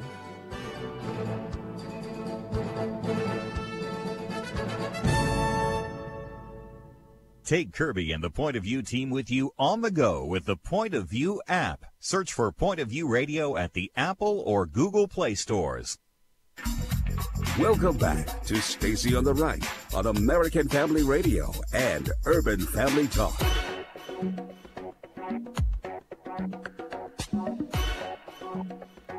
Welcome back to the show. So this is a kind of a tough conversation that we're having surrounding this TED Talk by Michael Smith, who is a pastor, and he's done the work to try to put a stop to what he sees as a cultural. It's something that's wearing us down. It's wearing us down, and when I say it's wearing us down, it's destroying the minds of our children, and when I say our, it's all of our kids, because kids are listening to rap music, whether you like it or not. Your kids are probably listening to it with friends because the friends are playing it. If your kid's not playing it, if your kid's not buying it, they're hearing it in the stores. I can't tell you how many times we've been out shopping and I've heard music. I'm like, I can't believe this is what they consider to be shopping music, you know. And when you talk to someone about it, they just look at you. I mean, it's almost like you're talking in a language that they don't understand. They just kind of look at you and then they just, okay, thank you for telling me. And they float away. There's just no reaction at all. So Michael Smith goes on to describe how black murder is commercially profitable. And he describes how businesses are actually paying to keep rap music alive and well and funded, including all the violence, the actual violence that goes along with it between people who are rapping about different topics and then, you know, they end up going to a studio and shooting each other. Look at how many rappers have been killed in that situation. And the other types of crime that are a part and parcel of this industry. It's number 5. Now, we don't have Mammy Two Shoes today. You can't get away with it. Nobody would put it out there. But we do have black people that get on the radio every day in white-owned companies, white-owned stations with white-owned sponsors that play the role of hypersexualized, hypercriminalized male. I asked these advertisers, I say, I've got hundreds of songs a day that celebrate killing animals. Will you put them on your station? They said, no. I got hundreds of songs a day that talk about assaulting women and abusing kids. Would you put them on your station? They said, no. I said, I got hundreds of songs a day that talk about murdering blacks. Would you put them on your stations? They said, well, that depends. Depends on what? Who it's done by and who it's branded for. Because if we can get black folks to sing about it and we can brand it for our youngest black audiences, I think there's money to be made. I think there's American appetites to see these people that way. I said, how can you say that? They said, well, look, it's what these artists know. It's what they, black people, create. It's, matter of fact, our surveys say it's what they want to hear, which speaks of a sickness. How do we live in a society where somebody says, you know what, I'm inspired to write a song that celebrates murdering another person. And then a person says, I'd like to put that on my station. Another person said, I'd like to pay for it. And then there's people out here in the audience that go, I'd love to hear it, as long as it's black guys. Because even white people buy rap music, buy this type of stuff, because we know that when we want to hear about killing each other, we know who to turn to for that type of inspiration. We call it our music. We say we own it. White people buy more rap than black people. Yeah, but we're very careful to turn it down at the stoplight when other black people are there. Why? Because we know we're just pretending. For them, it's more authentic and real. I always ask the companies, what about your name? What about your brand? What about your value? And the largest radio company in the world said this: it's okay that we only have drug dealers on our black youth stations. We only have murders on our black youth stations. We support black charities. We give out water at the Martin Luther King parade. I think we've got it covered. We've bought them off. Did you hear that? So when this man, Michael Smith, confronts corporate Americans about their support of this music that degrades women and children and human beings, that talks about murder and killing and rape and all kinds of just craziness, they say, well, we're doing our part in other ways.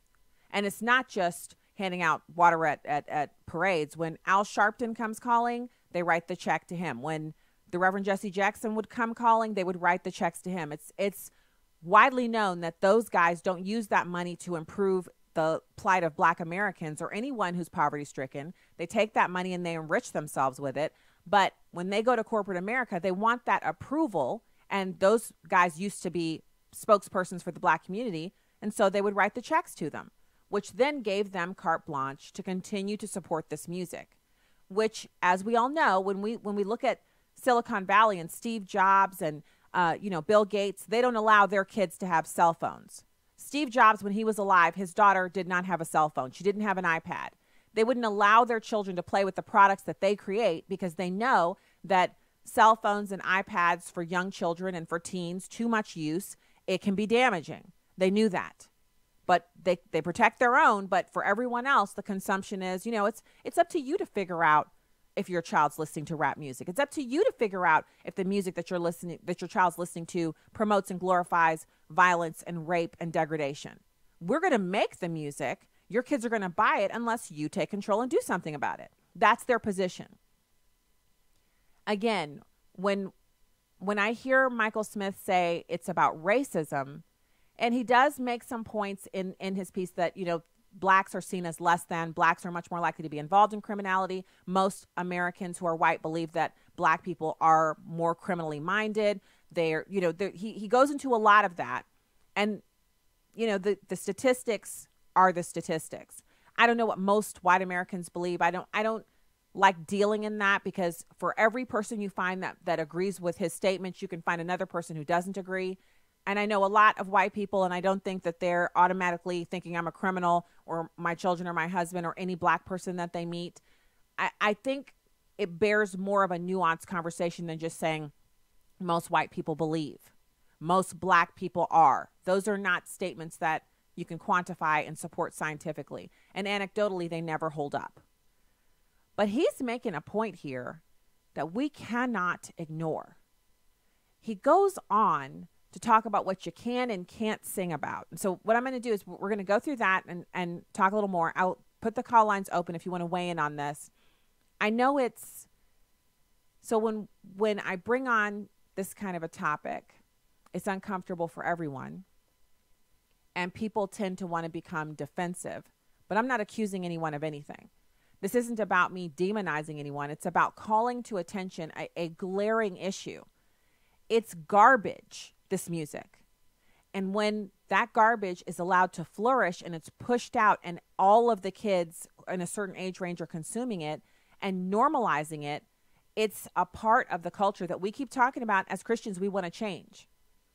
And in order to change it, we have to kind of first diagnose what is the problem here? What is making teens more susceptible to do X?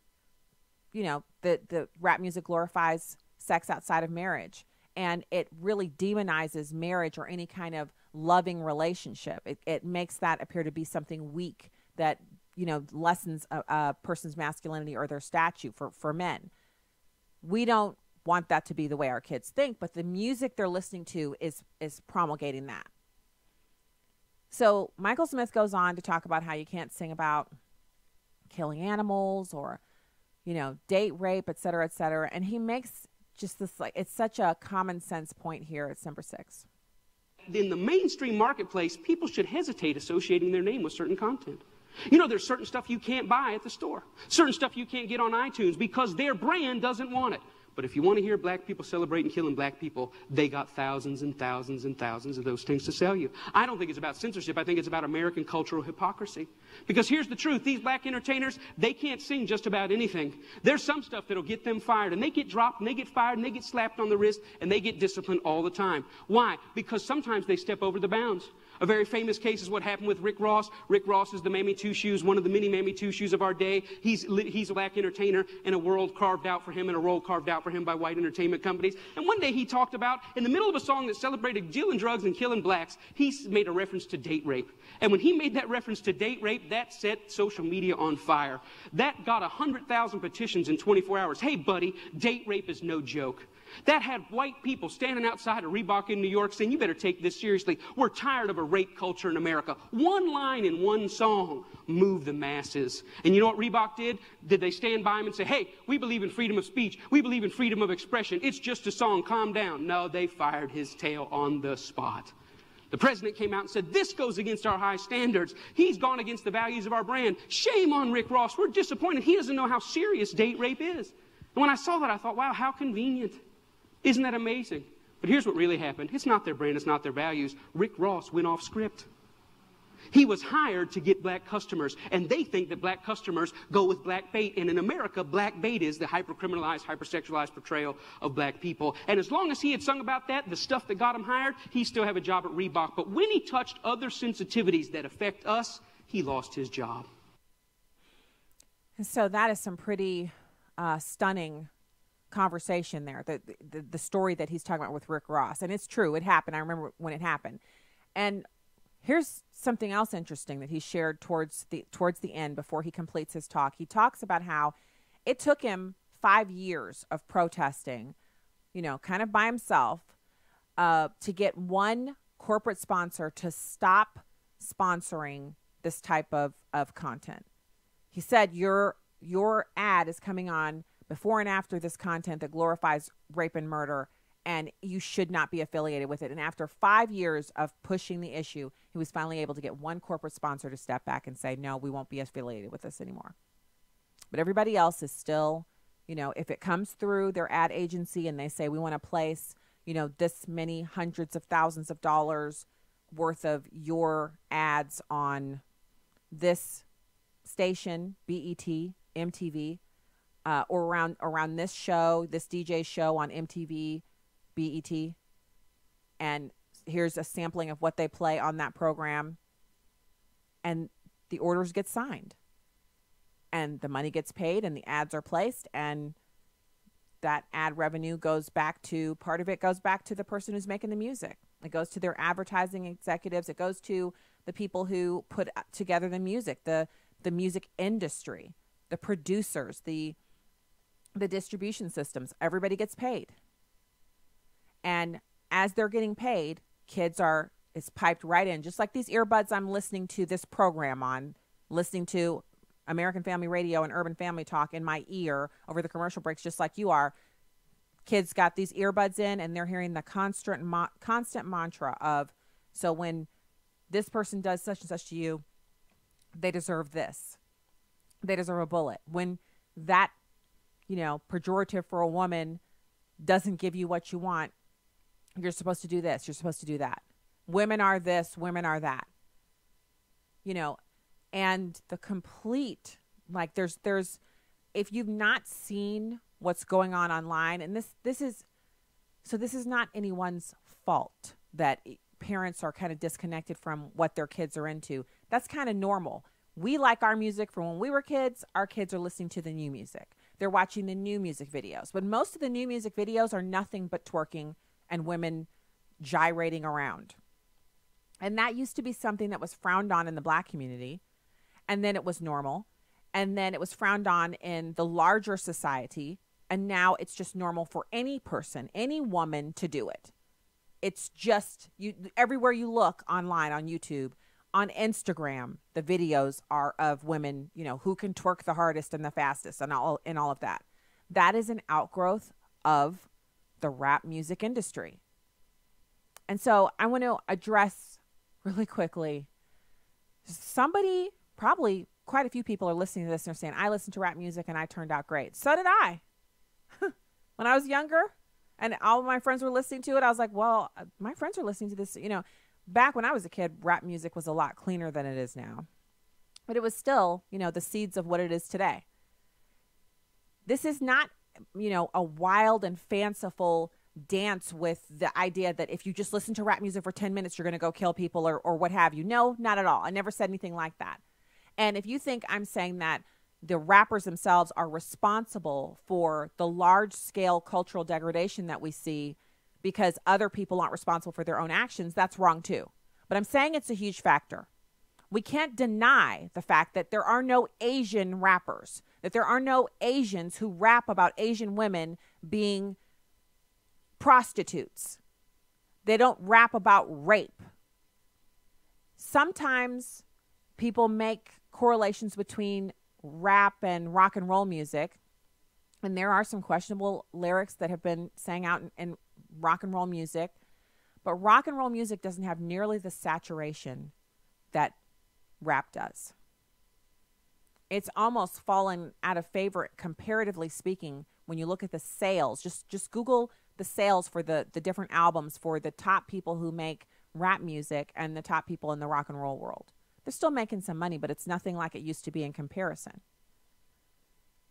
And so there's no reason to be defensive about it. If you like listening to rap music, you're free to do as you will.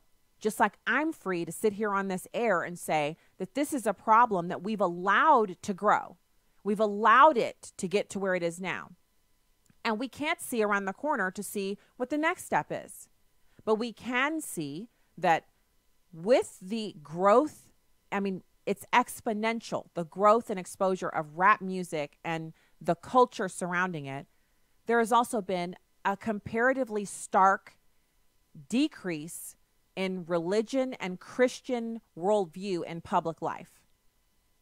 And the outgrowth of that, people don't want to admit it.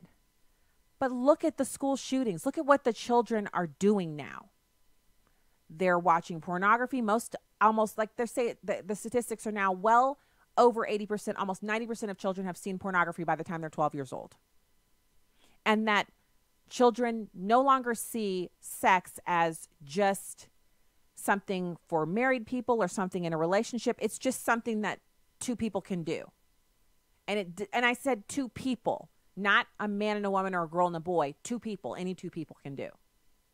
And that they don't consider the other sexual relations that are outside of intercourse to be wrong. So you can do those without really, feel like you're really doing anything wrong.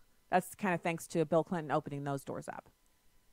And so much more. We could just sit here and talk about all of the negative indicators and run them down. But the point is that if they're getting this in the earbuds, if this is what's constantly pounding into their heads in the earbuds and they're accepting it, they're listening to it, they're absorbing it, and then we see what's happening.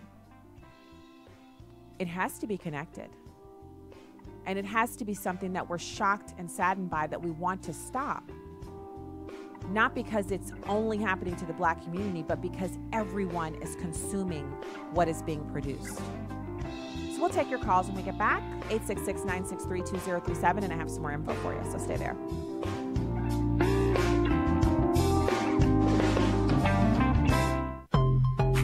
This is Just a Minute with Stacey Washington. Democratic Socialists have a dream, an America where no one has to work, everyone is guaranteed an income, free housing, and a free university education. The only thing they aren't promising is that everyone will be thin. Maybe that's next. Bernie Sanders and Alexandria Ocasio-Cortez are the darlings of the moment. But can their ideas work? According to leftwingbox.com, absolutely not. Brian Reidel of the Manhattan Institute points out that the first 10 years of implementation of the democratic socialist fantasy would cost $42.5 trillion in hard American cash. This outlay would require the federal government to confiscate all corporate and personal profits over $90,000 per year, implement a value-added tax of 87%, and that would only be the beginning. There's a reason that Venezuela is on fire. Citizens are eating their pets and zoo animals for food, and water is scarce. Socialism. Entertaining these ideas is folly. I'm Stacey Washington. Find out more at StaceyOnTheRight.com. Abraham Hamilton III. God put us in this world at this time to be salt and light. We don't fold because of the darkness that we're facing. This is not the first time in the world's history that it's gotten dark. God has called you and I to be his ambassadors, even in this dark moment. Tune in to the Hamilton Corner, weekdays at 5 p.m. Central on Urban Family Talk. Kids have questions. In fact, they have some of the most challenging questions you may ever be asked. Mommy, how do we know God is real? And why does he allow suffering? Oh, hold on, baby. One question at a time.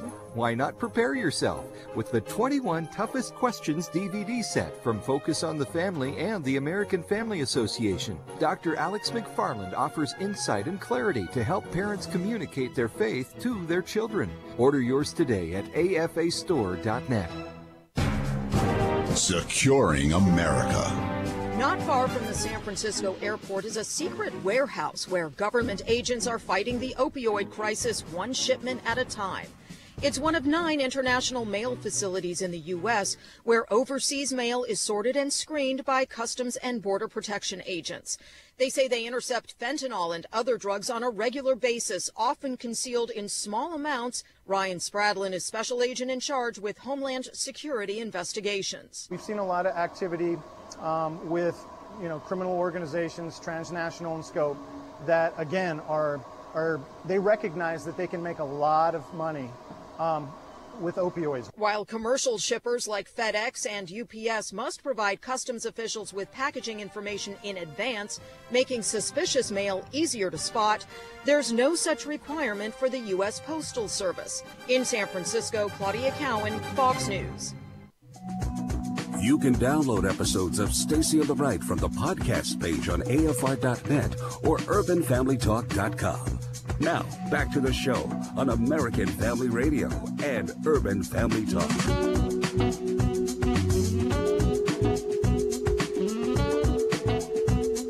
Welcome back to the program. It is my pleasure to be with you today. StaceyOnTheRight.com is the website. Also, Stacey on the Right on Twitter and Instagram. And we're glad to be broadcasting and just having a good time on the radio discussing these tough issues, which can sometimes mean that people get a little upset. I have been getting some interesting emails. I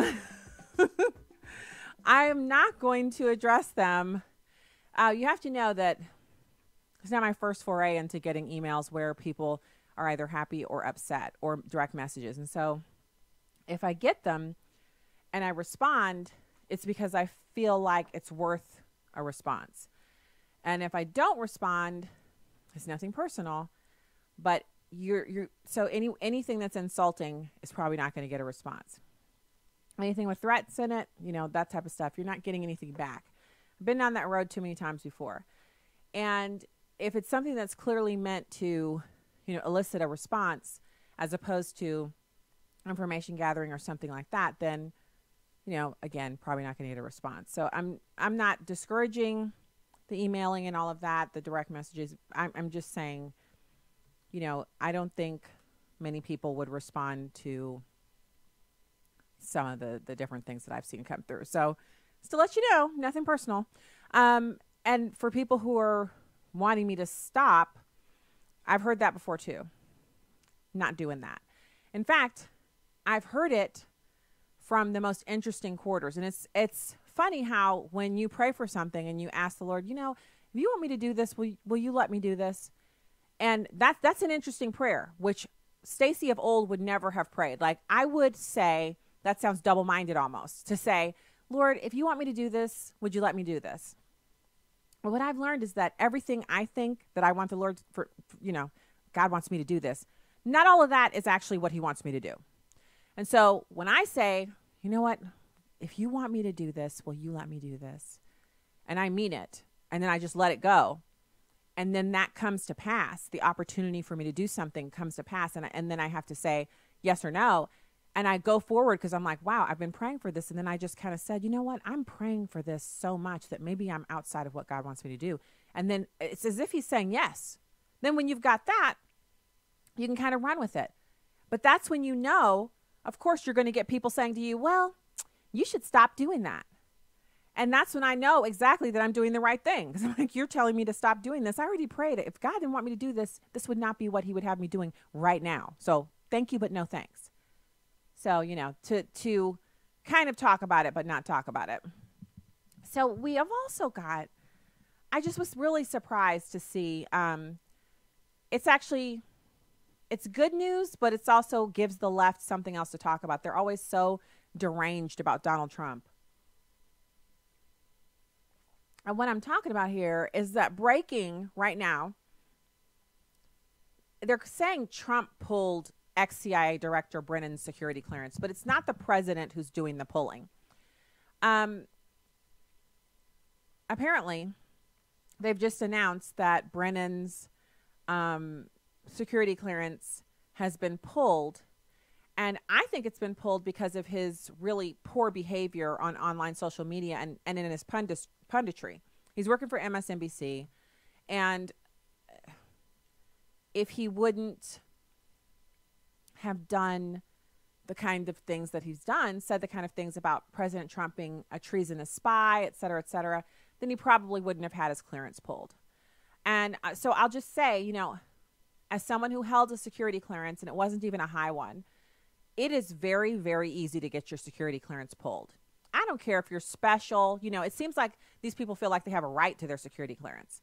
But I know when I did my exit briefing to leave the military, I was told a couple things very clearly, which was that secure information survives the clearance. So whatever I learned that was secret remains secret forever. So I don't get to say, well, it's not classified anymore because I'm not cleared anymore. It means the information remains classified. I'm no longer cleared to view it, but whatever I viewed in that information that I retain has to remain with me. I can't share it with anyone who doesn't share the clearance. So the person who briefed me said the way to handle this is don't discuss or disseminate anything that you may retain knowledge-wise that has to do with secret information that you were exposed to. He said, even if you're sharing it with someone else who previously held a secret security clearance, you're really going outside of what you're supposed to do because that information was shared with you for the furtherance of your work as an active duty service member with a security clearance. So once you're no longer working on active duty with the clearance, you have no reason to discuss or disseminate that information, even if it's with someone who had a security clearance at the time that you did. And it was so interesting. The way he put it was just keep yourself safe and secure by not discussing it. And what good reason would you have to discuss it? And I said, oh, I agree. He said, good. He said, I always get someone in these briefings. Every day that I do these briefings, I have someone who'll say, but what if we're just discussing blah, blah, blah? He was like, just don't discuss it. And I said, I'm with you. And I haven't had any reason to discuss any of those things. But it's different for me because I went into the private sector and I did some temp work. I stayed home for a while, and then I was working for a bank, actually. Was working for a bank doing, nothing special, nothing spectacular, when my husband and I were expecting our oldest child, and I went back to work after I stayed off for 6 weeks with her, and then we realized I need to be home with this baby, and so I quit my job, and I stayed home with her. And so I never had a reason. No one ever said, oh, well, you used to be on active duty in the Air Force, and, working with crew chiefs and F-15s and F-16s what do you know that's secret? Or, what kind of expertise could you provide? Never came up. Now, if I'd come out of the Air Force and gone into punditry and start talking politics, someone might have said, oh, former Air Force analyst, that type of thing. But they wouldn't have said you have more credibility because of the job that I did, because it just doesn't lend that. It just, my job was not important. But for former CIA director, he's trading on his previous experience as the director of the CIA. It lends his comments a lot of credibility. Pardon me. So the credibility that is lent to him in this exercise makes it such that you wonder why he still has the security clearance. So maybe he still has it because that's the standard for a director, a former director of the CIA. But according to Sarah Sanders, this is kind of how this thing went down. Here's a quote from her. Mr. Brennan's lying and recent conduct, characterized by increasingly frenzied commentary, is wholly inconsistent with access to the nation's most closely held secrets and facilities. The very aim of our adversaries, which is to sow division and chaos. In addition, she said the administration is evaluating clearances for Comey and Hayden and Susan Rice, which I'm kind of amazed. Susan Rice has gone on to be on the board of Netflix. For what reason would she still hold a clearance? Former FBI attorney Lisa Page still has a clearance. Former Deputy Attorney General Sally Yates still has a clearance. Former counterintelligence agent Peter Strzok. Now, Peter Strzok was just recently fired. So you would think that any day now he would be scheduled for that exit briefing where he would be read out and, now your clearance is revoked and nothing that you recall can ever be shared or disseminated. But he still has one. And former Deputy Director Andrew McCabe, his security clearance was deactivated after he was fired earlier this year. And Bruce Orr, who's still in the Justice Department, although he was demoted from Associate Deputy Attorney General. More broadly, the issue of Mr. Brennan's security clearance raises larger questions about the practice of former officials maintaining access to our nation's most sensitive secrets long after their time in government has ended. That's another quote from Sarah Sanders.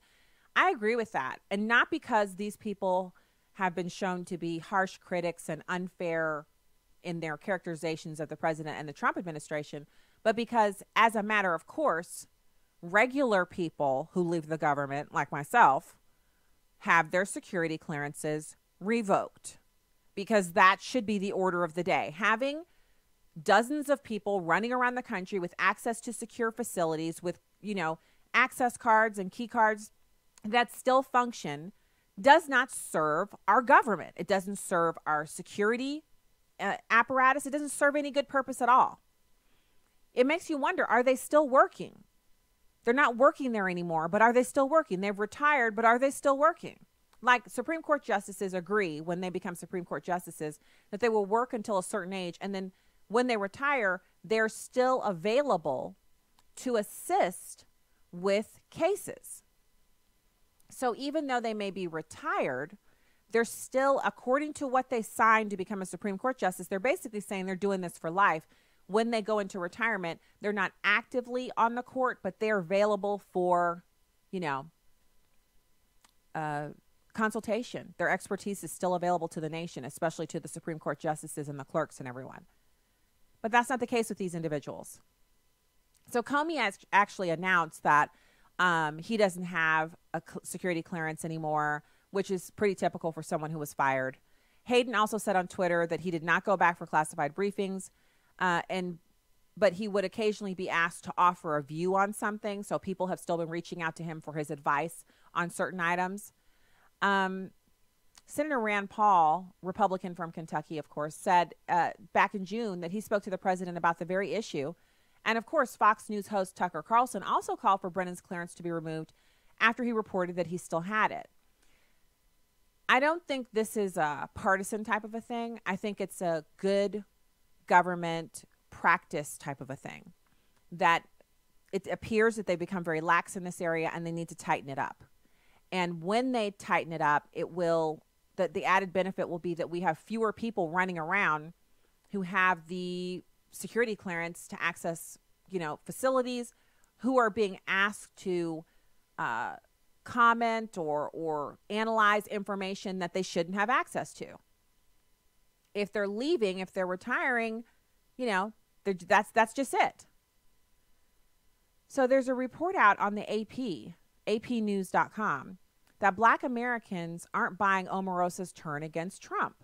Now, this is fascinating because I certainly haven't bought it, but I will tell you, you got to give it to her that she is really quick on the uptake in these interviews. If you saw, so I played just a hair, I think, earlier this week. I watched so much that didn't make it into the show. She was on with Savannah Guthrie, and Savannah Guthrie got handled. She totally got handled by Omarosa. She needs a little bit more boot camp training for pundits before she interviews somebody of that, like that. It didn't go well. Now, there's a bunch of people that were interviewed for this piece. Earl Ofari Hutchinson, who's the author of the book Why Black Lives Do Matter. He says that her tell-all mea culpa won't win any brownie points with most Black Americans, that their loathing of Omarosa is virtually frozen in stone. She's still roundly lambasted as a two-bit opportunist, a racial sellout, and an ego-driven hustler. And I think what we're seeing, again, as we see this story kind of unfold, we're seeing media really is excited to speak with her because they're hoping for some revelations that'll be embarrassing to the president. But after the furor over the book is over, just like we saw with James Comey, he did a few other things that had to do with the book and speaking engagements, and now he's largely, out of the media for now. I don't know if he could kind of resurrect that by making comments, but, he's kind of moved on into private life. He drug it out, but he definitely has moved on. And I think the same thing will happen with her. Now, another Democratic strategist named Aisha Moody Mills also commented on whether or not the Black community is accepting Omarosa's big, foray into reversing her stance on Donald Trump. And she says, we should not mistake anything that has happened here to be Omarosa in any way purporting to be a benefit to the African-American community. So, I think it's kind of sad, but it's not going away. We'll see what else develops out of it. Now, there's also, in addition to the security clearance stuff, there's some information out of Turkey with Erdogan and Pastor Brunson, which, we have to be praying that he would be released. He's now on house arrest, so he's no longer in prison, but he can't leave the country. So he's back with his wife, and that's really good after 2 years in prison. But it seems like, I guess we're doing all that we can, but wow, it's really not the best idea to go into some of these countries. Like some of these countries, like going to Iran, that should be a no-no for anyone who's an American. The Middle East is just not the best place to go if you're an American, unless you're on command sponsorship and wearing a uniform and going there, flying in on a C-130, flying out on a C-130. So they're saying that they are in receipt of a $15 billion investment from Qatar that could bolster their economy, and that they are going to boycott all of our electronic goods. To which I say, yawn, But I am interested in seeing that pastor and his wife be released so they can come back to the United States. And I hope that that's what happens. We have to keep praying about that. God bless. StacyOnTheRight.com and UrbanFamilyTalk.com. We'll be back with you tomorrow. Have a great evening.